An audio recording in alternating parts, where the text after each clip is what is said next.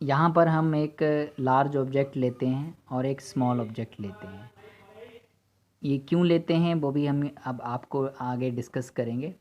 तो large object जैसे मान लेते हैं कि ये सन है और ये मान लेते हैं कि अर्थ है।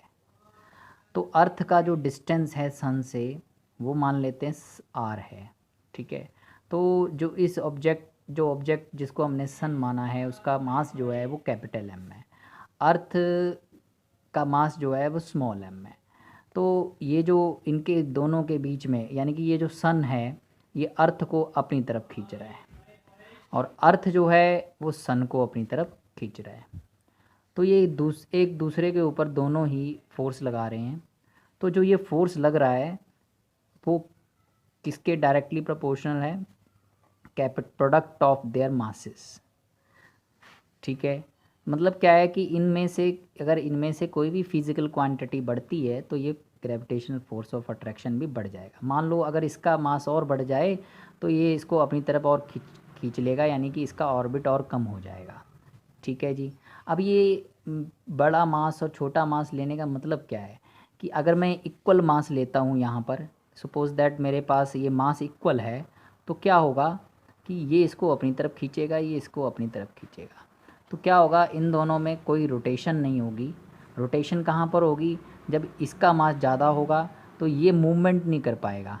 इस इसके फोर्स के कारण इसके फोर्स के कारण ये मूवमेंट नहीं कर पाएगा। तो मूवमेंट नहीं कर पाएगा पर ये ज़रूर मूवमेंट करेगा, जिसके कारण ये रोटेशन बन जाती है और जो प्लैनेट्स जो हैं वो रिवॉल्व करते हैं किसी है लार्जर बॉडी के अराउंड। लेकिन ये भी इसके ऊपर फोर्स लगा रहा है, ये भी इसके ऊपर फोर्स लगा रहा है, अपनी तरफ अट्रैक्ट कर रहा है, ठीक है जी। तो F is directly proportional to capital M small m का प्रोडक्ट होता है and it is inversely proportional to 1/r square of the distance between the two objects. अगर मान लो मैं इस अर्थ का डिस्टेंस यहाँ पर रख दूँ तो जो ग्रेविटेशनल फोर्स है वो कम हो जाएगा। तो इन्वर्सली का मतलब उल्टा, ठीक है।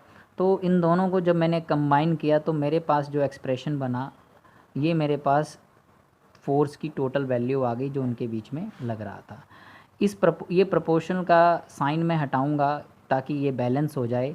तो वहाँ पर एक नई क्वांटिटी आती है जिसका नाम है ग्रेविटेशनल कांस्टेंट और उसे जी से डिनोट करते हैं, ग्रेविटेशनल कांस्टेंट। और इसकी जो वैल्यू है वो हमेशा सब जगह सेम रहती है, वो होती है 6.67 इंटू 10⁻⁻11 न्यूटन मीटर स्क्वायर पर केजी स्क्वायर। ये होती है ग्रेविटेशनल कांस्टेंट की वैल्यू, इसको आपने याद रखना है। तो आपके पास gravitational force of attraction between the two objects in the universe का फॉर्मूला ये आ गया, ठीक।